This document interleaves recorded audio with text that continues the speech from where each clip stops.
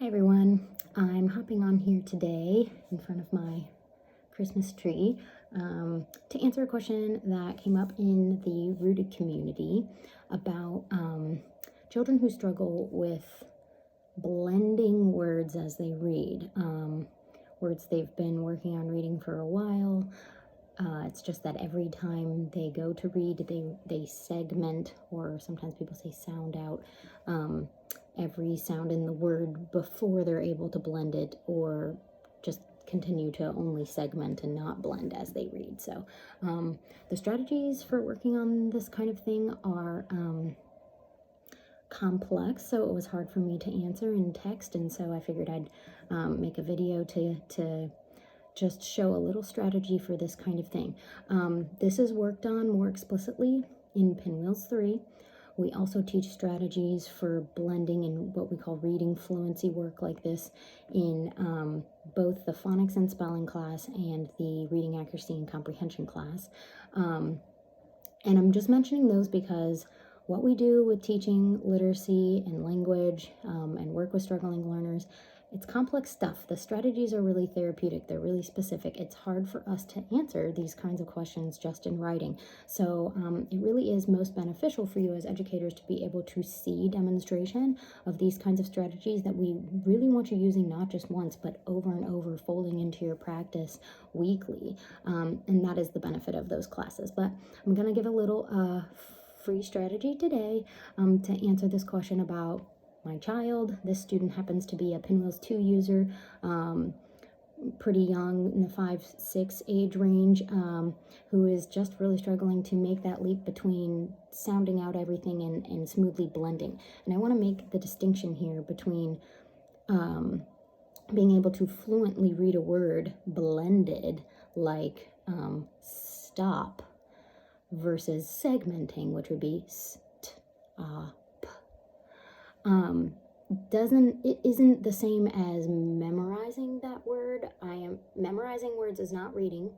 I am not saying that in order to fluently read a word, the student has to have memorized the word. If a student is fluently blending a word, they should still be sounding out that word. So that's why I don't really like using the term sound out to mean segmenting sounds. Segmenting sounds is when you read a word one sound at a time and the sounds are not smoothly blended together. So stop is segmented, stop is blended.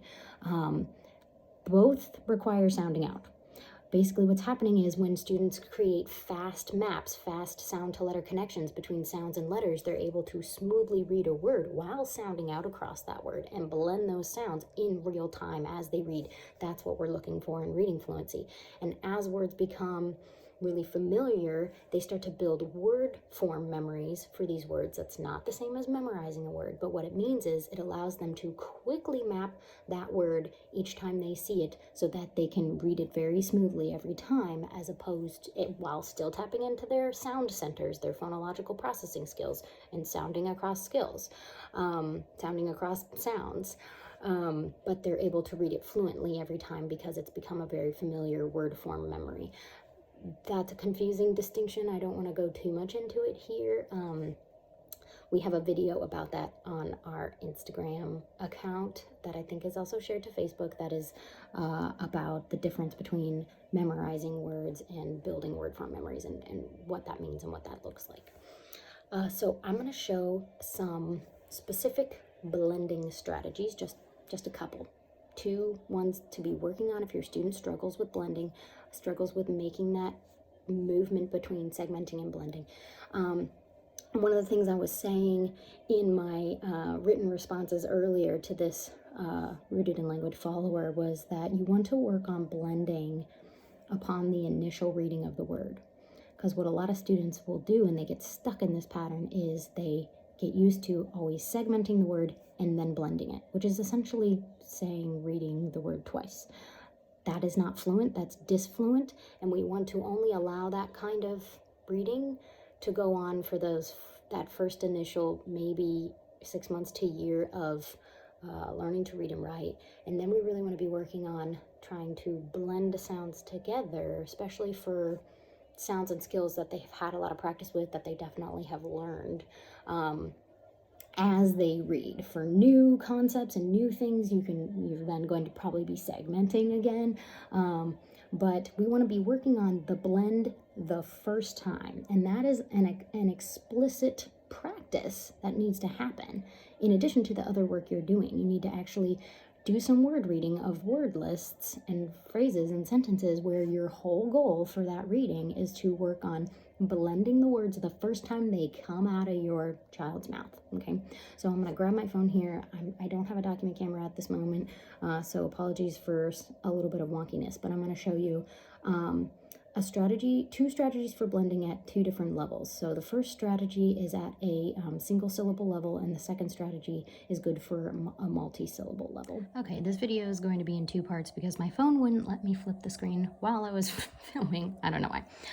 So here is a word list. Word list practice is huge. Consistent daily, weekly word list practice is huge for building fluency when you have students with disfluencies, such as always segmenting and not blending. So here is a blending strategy. I've just chosen some words here. All of these words have something in common in that they all have what we would call consonant sound blends at the end of these words. And here's a strategy for working on blending on the onset, on the outset, or whatever you would say. The initial time you read the word, you're working on blending sounds together. I have students hold the pencil. Actually, I probably would hold it the first few times we do this. And what I do is I have them work on blending so these are 4 sound words if you've noticed. 1, 2, 3, 4 sounds here.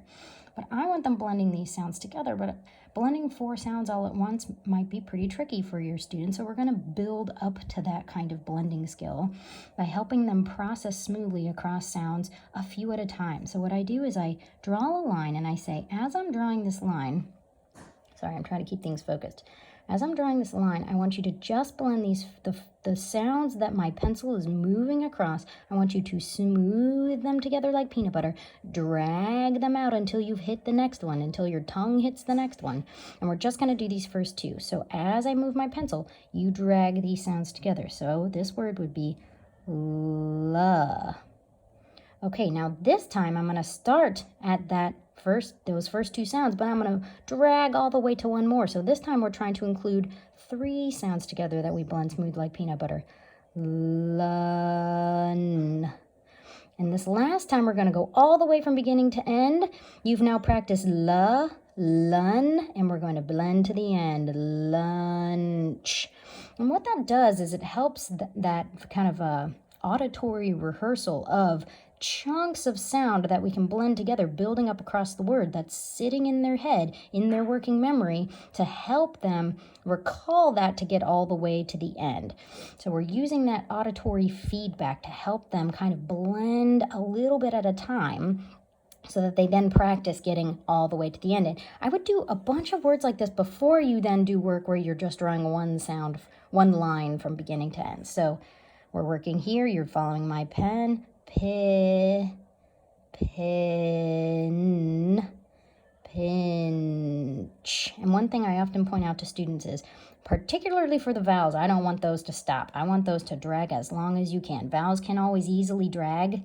Certain consonant sounds do not easily drag. Drag that vowel until it's touched the next sound. Drag that vowel until your tongue touches the next sound. That is so important for blending. In fact, usually it's kind of all about this break before or after the vowel that they really should not be doing. It really, blending a word really centers around the vowel, so that's an important distinction. Ha, hun, hunt. We're going to do first 2. Cast.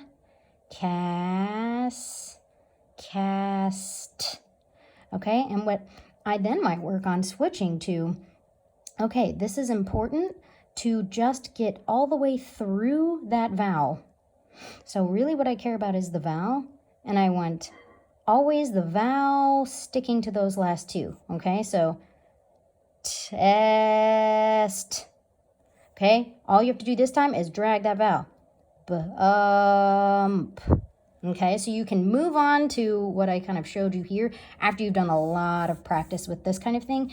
And I usually start by holding the pencil or pen myself with this kind of dragging, and over time you can hand the pen to your student so that there's a little bit more ownership. They're paying a little bit more attention to whether or not their mouth is still moving while their pencil is moving. That takes some coordination though, so I would do a lot of practice where I'm holding and they're using the visual of my pen movement to help them drag those sounds across. The second thing I want to show you is if you have some multi-syllable words. These are all 2-syllable words. Oops, sorry. Some of my text got messed up here. I just chose some 2-syllable words here. What I usually do by the time we've gotten to 2 syllables to work on blending and reading fluency is at this point we want students to be able to quickly map a whole syllable of sounds together. So we might work on, if they're still struggling to read accurately, we have to segment all the sounds first. Magnet.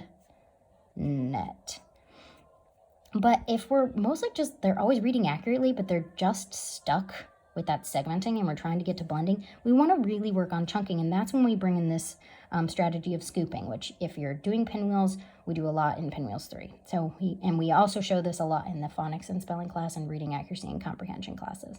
So we would go magnet,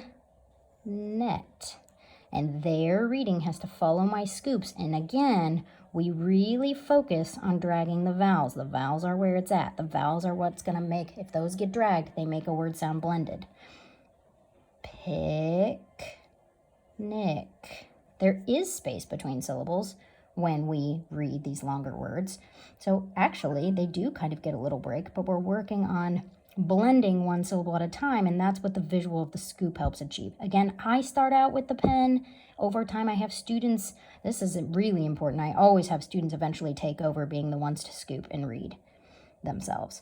Hop, scotch. By the way, when I say I, the educator, am holding the pen, your student is the one always doing the reading. This isn't a demonstration activity. Pavement. Farmer.